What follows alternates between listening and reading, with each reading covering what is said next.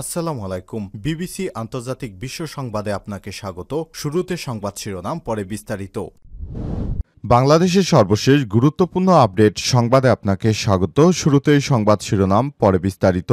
প্রথমেই জানাবো আমাদের হাতে থাকা সর্বশেষ গুরুত্বপূর্ণ সবথেকে তাজা আপডেট সংবাদ। অস্ত্রধারী সন্ত্রাসীদের দেখামাত্র ব্রাশফায়ারের নির্দেশ দিলেন সিএমপির কমিশনার। চট্টগ্রামে একের পর এক প্রকাশ্যে গুলি করে হত্যার ঘটনায় অস্ত্রধারী সন্ত্রাসীদের দেখামাত্র সাবমেশিন গান এসএমজি দিয়ে ব্রাশফায়ার করে হত্যার নির্দেশ দিয়েছেন চট্টগ্রাম মেট্রোপলিটন পুলিশ সিএমপির কমিশনার হাসিব আজিজ। আজ ওয়্যারলেস বার্তায় টহল থানা পুলিশকে একযোগে এই নির্দেশনা দিয়েছেন তিনি। এরপর জানাবো চাঁদপুরে প্রকাশ্যে যুবককে গুলি করে হত্যা। চাঁদপুরের ফরিদগঞ্জে দুর্বৃত্তদের গুলিতে রুহুল আমিন ৩৫ নামের এক যুবক নিহত হয়েছেন। মঙ্গলবার রাত 10:30টার দিকে উপজেলার রুস্তমপুর ইউনিয়নের সমিতির পোলের গোড়ায় এই ঘটনা ঘটে।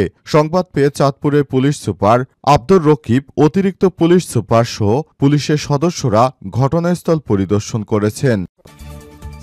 এদিকে রাজধানীতে আওয়ামী লীগের মিছিল ও ককটেল বিস্ফোরণ, গ্রেপ্তার ৫৫২। রাজধানীর বিভিন্ন এলাকায় গত অক্টোবর থেকে মঙ্গলবার পর্যন্ত অভিযান চালায় পুলিশ। এই দীর্ঘ সময়ের মধ্যে কর্মকাণ্ড নিষিদ্ধ আওয়ামী লীগ ও তাদের অঙ্গ সংগঠনের ৫৫২ জন নেতাকর্মীকে গ্রেপ্তার করা হয়েছে। আজ ডিএমপির হেডকোয়ার্টারে এক সংবাদ সম্মেলনে এই তথ্য জানিয়েছে পুলিশের সদস্যরা। জানাবো জুলাই সনদ বাস্তবায়নে আন্দোলনরত ৮ দলের শীর্ষ নেতাদের বৈঠক। জুলাই সনদ বাস্তবায়নে সাংবিধানিক আদেশ জারি এবং নভেম্বর মাসেই গণভোট আয়োজন সহ ৫ দফা দাবিতে আন্দোলনরত ৮ দলের শীর্ষ নেতৃত্ববৃন্দের এক গুরুত্বপূর্ণ বৈঠক অনুষ্ঠিত হয়েছে। আজ ইসলামী আন্দোলন বাংলাদেশের কেন্দ্রীয় কার্যালয়ে বৈঠক অনুষ্ঠিত হয়। এবং সর্বশেষ জানাবো মাদারীপুরে হোটেল থেকে বাংলাদেশ ব্যাংকের উপপরিচালককে উদ্ধার। মাদারীপুরের একটি আবাসিক হোটেল থেকে নিখোঁজ হওয়ার পর বাংলাদেশ ব্যাংকের উপপরিচালককে উদ্ধার করা হয়েছে। সৈয়দ নাইম রহমান অখ্যাত অবস্থায় রয়েছেন বলে জানিয়েছে পুলিশ। রাত 10টার দিকে শহরের পুরানবাজার এলাকায় রয়্যাল রেস্ট হাউস নামে হোটেল থেকে তাকে উদ্ধার করা হয়েছে। প্রিয় দর্শক, এতক্ষণ শুনছিলেন সংবাদ শিরোনাম, এবারে বিস্তারিত। তবে তার আগে বন্ধুরা অনুরোধ থাকবে এই সংবাদটিতে একটি লাইক দিন। এই চ্যানেলে আপনি নতুন হয়ে থাকলে আমাদের সংবাদটি দেখতে দেখতে চ্যানেলটি সাবস্ক্রাইব করে রাখুন। কমেন্ট করে বন্ধুরা আপনার মূল্যবান মতামত জানিয়ে দিন আপনি বিশ্বের কোন দেশ থেকে বা বাংলাদেশের কোন স্থান থেকে আমাদের সংবাদটি দেখছেন এবং শুনছেন। আর বন্ধুরা সংবাদটি আপনার সোশ্যাল মিডিয়া ফেসবুকে শেয়ার করে বন্ধুদেরও দেখার সুযোগ করে দিন। এবারে বিস্তারিত। আর গাজা যুদ্ধে আপনি যদি নিরীহ ফিলিস্তিনিদের ভালোবেসে থাকেন, কমেন্টে ইয়েস লিখে বিশ্ববাসীকে জানিয়ে দিন। অস্ত্রধারী সন্ত্রাসীদের দেখা মাত্রই ব্রাশফায়ারের নির্দেশ দিলেন সিএমপির কমিশনার। চট্টগ্রামে একের পর এক প্রকাশ্যে গুলি করে হত্যার ঘটনায় অস্ত্রধারী সন্ত্রাসীদের দেখামাত্র সাবমেশিন গান বা এসএমজি দিয়ে ব্রাশফায়ার করে হত্যার নির্দেশ দিয়েছেন চট্টগ্রাম মেট্রোপলিটন পুলিশ সিএমপি কমিশনারের হাসিব আজিজ। আজ ওয়্যারলেস বার্তায় টহল ও থানা পুলিশকে একযোগে মৌখিকভাবেই নির্দেশনা দিয়েছেন তিনি। ওয়্যারলেস বার্তায় সিএমপির কমিশনার বলেছেন, শটগান হবে না, চায়না রাইফেলও বাদ, এখন এসএমজি ব্রাশ ফায়ার মোডে থাকবে। এছাড়াও কমিশনারের বার্তায় টহল টিমগুলোকে এসএমজি ছাড়াও সীসা শটগান, ডুটি গ্যাস গান এবং টিম ইনচার্জদের লাইন 9mm পিস্তল বহনের নির্দেশ দেওয়া হয়েছে। স্থায়ী চেকপোস্ট বাড়িয়ে 7 থেকে 13টি করার নির্দেশ দিয়েছেন তিনি। বার্তায় পুলিশ সদস্যদের আত্মরক্ষার অধিকার ও দণ্ডবিধি বিধান অনুসরণ করিয়ে তিনি আরও বলেছেন, সব দায় দায়িত্ব তিনি নিজে গ্রহণ করবেন। সিএমপির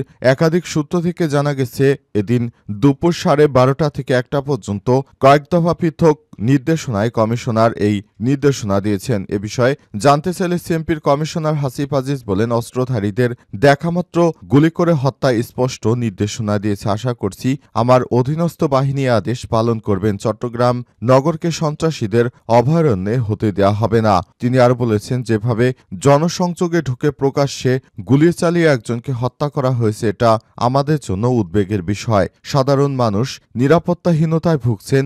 একটি নগরে পুলিশ থাকবে আর সেই নগরীতে মানুষ নিরাপত্তাহীনতায় থাকবে, সেটা হতে দেয়া হবে না। না। এজন্য আজ থেকে টহলরত পুলিশের কাছ থেকে শটগান বা চায়না রাইফেল প্রত্যাহার করা হচ্ছে। পরিবর্তে চায়না অটোমেটিভ বা সেমিগান বহন করবে।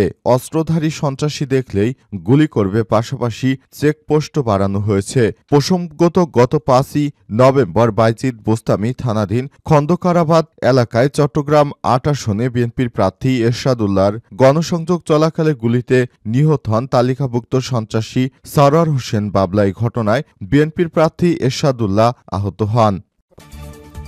চাঁদপুরে প্রকাশ্যে যুবককে গুলি করে হত্যা।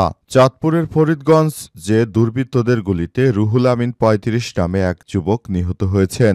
মঙ্গলবার ১১ নভেম্বর রাত ১০টার দিকে উপজেলার রুস্তমপুর ইউনিয়নের সমিতির পোলের গোড়ায় এই ঘটনা ঘটে। সংবাদ পেয়ে চাঁদপুর পুলিশ সুপার মোহাম্মদ আব্দুর রকিব, অতিরিক্ত পুলিশ সুপার লুৎফুর রহমান ও অতিরিক্ত police super Hajiganj Faridganj circle Mukur Chakma, Faridganj থানার ভারপ্রাপ্ত কর্মকর্তা ওসি মোহাম্মদ শাহ আলম ঘটনাস্থল পরিদর্শন করেছেন।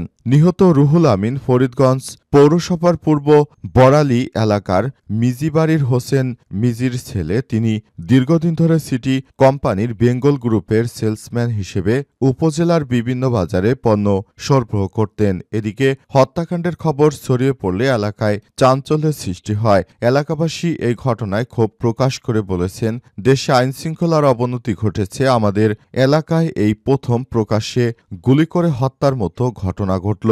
এদিকে হত্যাকাণ্ডের খবর ছড়িয়ে পড়লে এলাকায় চাঞ্চল্যকর পরিস্থিতি তৈরি হয়। এই প্রথম প্রকাশ্যে গুলি করে হত্যার মতো ঘটনা ঘটল। প্রত্যক্ষদর্শী রাড়িবাড়ি জামে মসজিদের ইমাম কাউসার বলেছেন, রাত 10টার দিকে আমি দোকানের সামনে এসেছিলাম। হঠাৎ গিরত কালিন্দিয়া সড়ক দিয়ে দ্রুতগতিতে একজন লোক দৌড়ে এসে ডাকাত ডাকাত বলে চিৎকার শুরু করে। পরে লোকটি বাড়ির ভেতরে ঢুকে যায়। তার পেছনে পেছনে একটি জিক্সার মোটরসাইকেলে করে 2 জন লোক ভেতরে ঢুকে কিছুক্ষণ পরই তারা দ্রুত পালিয়ে যায়। তিনি আরও জানান, ব্রিজের পাশে সোহেল নামের এক যুবক মাছ ধরছিলেন। সন্ত্রাসীরা পালানোর সময় সোহেল বাধা দিলে সে টেটা দিয়ে তাদের একজনকে আঘাত করে। এতে ক্ষিপ্ত হয়ে দুর্বৃত্তরা সোহেলকে লক্ষ্য করে গুলি চালিয়ে হত্যা করে।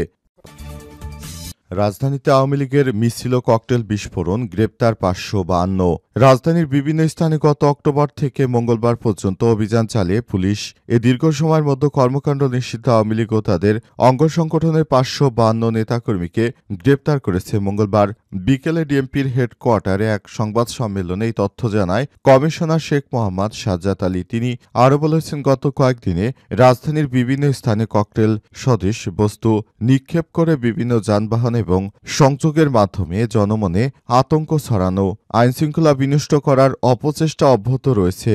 ১ নভেম্বর থেকে ১১ নভেম্বর পর্যন্ত ১৫টি স্থানে ১৭টি ককটেল বিস্ফোরণ করা হয়েছে। পাশাপাশি ঢাকার বিভিন্ন জায়গায় তারা ককটেল বিস্ফোরণ, বিভিন্ন জায়গায় বাসে আগুন, গুরুত্বপূর্ণ স্থাপনায় অগ্নিকাণ্ড। এছাড়াও তারা দেশের মানুষকে সুস্থ রাখছেন। এ কারণে পুলিশের পক্ষ থেকে সব সন্ত্রাসীদেরকে আটক করা হচ্ছে। এসব সন্ত্রাসীরা ৫,০০০ টাকার বিনিময়ে তারা ককটেল হামলা করছে রাজধানীর বিভিন্ন গুরুত্বপূর্ণ স্থানে। এর মধ্যে জাতীয় নাগরিক পার্টি এনসিপির প্রধান কার্যালয়ে পরপর বেশ কয়েকটি ককটেল বিস্ফোরণের পরই এনসিপির নেতৃত্ববৃন্দরা কিছু দুর্বৃত্তকে আটক করে তাদেরকে গণধোলাই দিলে তারা জানায় তাদেরকে ৫,০০০ টাকা করে দেয়া হচ্ছে এই ককটেল বিস্ফোরণের জন্য। তারা ককটেল বিস্ফোরণ করে পুরো এলাকায় আতঙ্ক ছড়িয়ে দিচ্ছে। এই ঘটনার পরই রাজধানীতে, বিশেষ করে রাজধানীর গুলিস্তান এলাকায় পরপর বেশ কয়েকটি ককটেল বিস্ফোরণের ঘটনা ঘটে।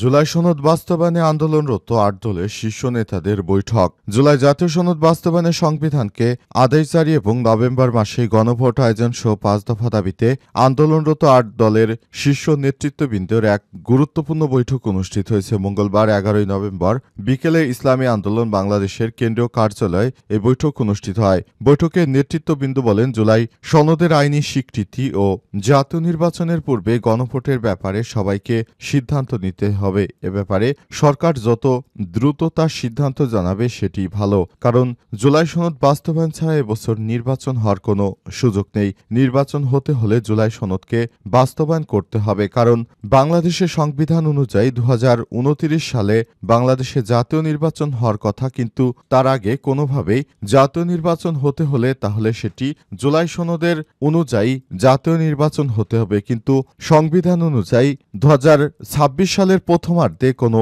নির্বাচন হওয়ার সুযোগ নেই। নির্বাচন হতে হবে 2029 সালের প্রথম দিকে। কিন্তু বিএনপির পক্ষ থেকে সংবিধান করা হলেও বারবার সংবিধানের আলোকে যে শেখ হাসিনার পতন হয়নি বা সংবিধানের আলোকে যে নির্বাচন হবে না, এসব বিষয় তারা বলছে না। তাদের নির্বাচন দেওয়ার তাদের মতে সংবিধানের সংকট তৈরি করা যাবে না, কিন্তু সংবিধানের সংকট তৈরি না করলে সেদিন শেখ হাসিনার পতন হতো না। তাই বিএনপিকে এই বিষয়টি পরিষ্কারভাবে বলতে হবে।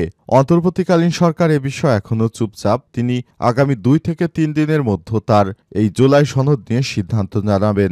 অনেকেই বলছেন সরকারকে জুলাই সনদ বাস্তবায়ন না করা পর্যন্ত আমরা মাঠে থাকব।